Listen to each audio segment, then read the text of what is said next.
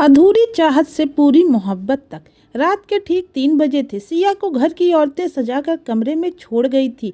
अब वह कमरे में अकेली थी। सजी धजी मोमबत्ती की रोशनी और फूलों से सजा हुआ कमरा किसी फिल्म सीन जैसा लग रहा था।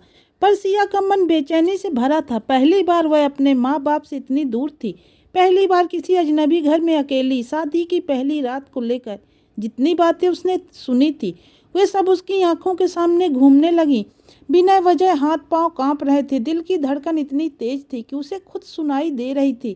दिन भर की लंबी रस्मों से वह थकी हुई थी। इतने में दरवाजे के खुलने की आवाज़ आई। सिया एकदम मूर्ति बनकर बैठ गई। उसके दिल की धड़कन और तेज हो गई। वह अपने पति अभय से कुछ कोमल शब्दों की उम्मीद कर रही थी, लेकिन उसके उलट अभय गंभीर चेहरे से कमरे में दाखिल हुआ और वह सीधा बाथरूम में चला गया। दरवाज़ा बंद होने की आवाज़ सुनते ही सिया अवाक रह गई। उसे समझ ही नहीं आया कि अचानक ऐसा क्यों हुआ। कुछ देर बाद बाथरूम का दरवाज़ा खुला। अभय बाहर आया और सीधे सोफे पर बैठ गया। उसका चेहरा बिल्कुल गंभीर था, जैसे कोई बड़ा फैसला करने जा रहा हो। उसने गहरी सांस ली और बोला, देखो सिया, इस शादी में मेरा जरा भी दिल नहीं है, ना इस शादी में और ना ही तुम्हारे साथ। ये सब सिर्फ मेरे माँ बाप की जिद थी। मैंने लाख मना किया, लेकिन उन्होंने ज़बरदस्ती ये रिश्ता पक्का कर दिया। सिया के चेहरे से मुस्कान का हर रंग उड़ चुका था। अभय ने आगे कहा, मैं किसी और लड़की को चाहता हूँ। आज वो कहाँ है मुझे नहीं मालूम, पर उसे ढूंढना ही मेरी ज़िंदगी का मकसद है। और जब तक मैं उसे पा नहीं लेता, ये रिश्ता मेरे लिए बस एक बोझ है। इसलिए बेहतर होगा कि तुम तलाक ले लो। अगर तलाक नहीं लेना चाहे तो भी मुझे कोई फर्क नहीं पड़ता। तुम जैसे चाहो वैसे जी सकती हो।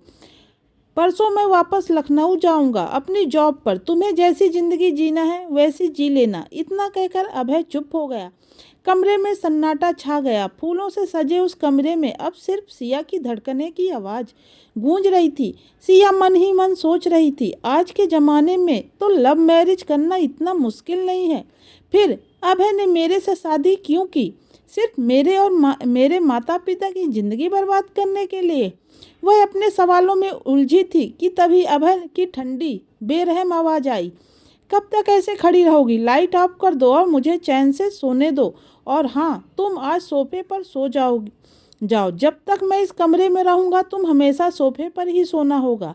सिया स्तंभ रह गई।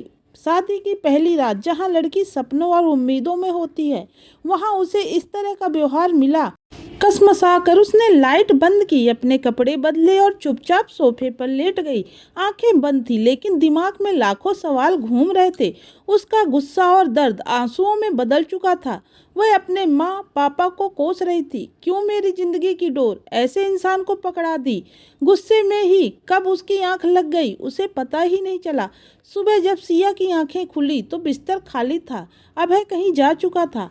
इतने में दरवाज़ा खुला। उसकी सास मुस्कुराती हुई अंदर आई और बोली, बेटा रात कैसी रही? तुम ठीक हो ना? सिया का दिल गुस्से और करवाहट से भर गया। वह चीख कर सब कहना चाहती थी, पर ओंठ बंद रह गए। अपने आंसुओं को छुपाते हुए उसने झुककर सास के पैर छुए और बोली, मम्मी जी सब ठीक है। उसकी मुस्कान के पीछे छुपे दर्द को कोई समझ नहीं पाया। सास ने मुस्कुराते हुए कहा, सिया से कहा, बेटी मैं जानती हूँ अभय गुस्से का तेज है। उसने तुझसे कैसी बातें की होंगी, पर तू थोड़ा सब्र कर। धीरे धीरे उसे समझ आ जाएगा। तू उसे थोड़ा टाइम दे। सिया ने कुछ नहीं कहा, बस चुपचाप सुनती रही। अंदर से उसका मन चिल्ला रहा था, पर चेहरे पर मजबूरी की खामोशी थी। कुछ ही देर में सब लोग तैयार होकर मंदिर जाने को कहने लगे। सिया के मन में उथल पुथल थी। सब मुझसे हंस हंस कर बातें कर रहे हैं, पर कोई ये क्यों नहीं पूछ रहा कि मेरे दिल पर क्या बीत रही है। जब वह मायके पहुंची तो माँ ने उसे गले से लगा लिया।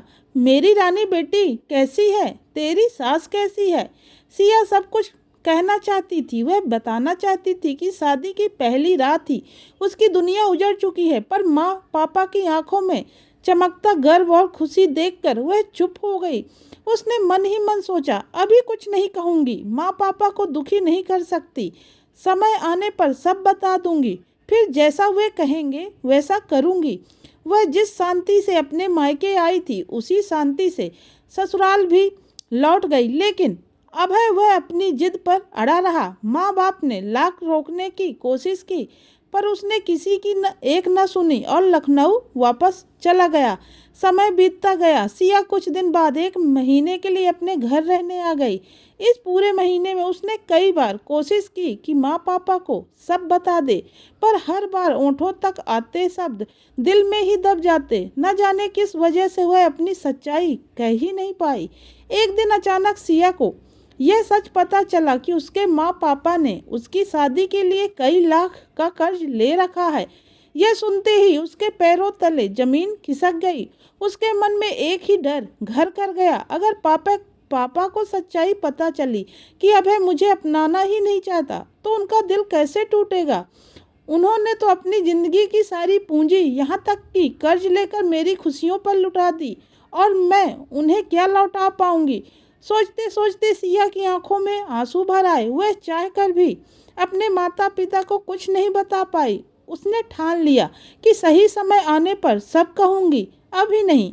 उधर सास अक्सर सिया को ढाढ़स बंधाते हुए कहती, बेटा अभय कुछ समय बाद सुधर जाएगा, न जाने कौन सी लड़की है उसके दिल में, क्या पता वो उससे शादी करेगी भी या नहीं। शायद धीरे धीरे वो उसे ढूंढना बंद कर दे और तुम्हारे रिश्ते को ही अपना ले। इन शब्दों से सिया को थोड़ी राहत मिलती, पर मन की कसक जस की तस बनी रहती।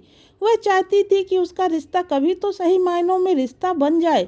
इसी आस और डर के बीच सिया ने अपने माँ बाप को सच्चाई बताने से फिर परहेज किया। अभय की जिद दिन ब दिन और बढ़ती जा रही थी। वह लखनऊ जाकर भी उस लड़की की तलाश में भटक रहा था जिसे वह कभी चाहता था। कभी फोन पर माँ से बात करता तो बस यही कहता, मुझे उस लड़की को ढूंढना है, मैं चैन से तब तक नहीं बैठूंगा जब तक वो मिल नहीं जाती। सास भले ही सामने सिया को दिलासा देती थी, लेकिन उनके मन में भी चिंता बढ़ रही थी। उन्हें डर था कि कहीं अभय की ये दीवानगी उसके वैवाहिक जीवन को पूरी तरह बर्बाद न कर दे। इधर सिया वह हर दिन टूट रही थी, मगर अपने माँ बाप की मुस्कुराहट याद कर खुद को संभाल लेती।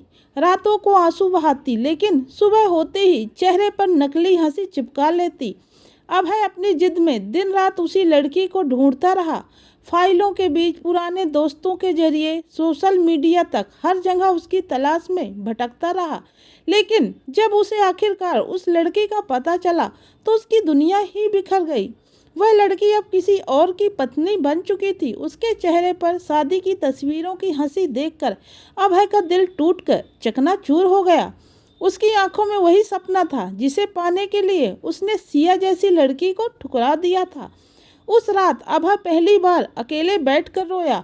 उसे अपनी गलती का एहसास हुआ। मैं किसके पीछे पागल रहा जो मुझे कभी चाहती ही नहीं थी, और जिसने मुझे सचमुच अपना लिया उसकी कदर नहीं की। टूटे दिल और पछतावे के साथ उसने ट्रांसफ़र करवा लिया और अपने घर लौट आया।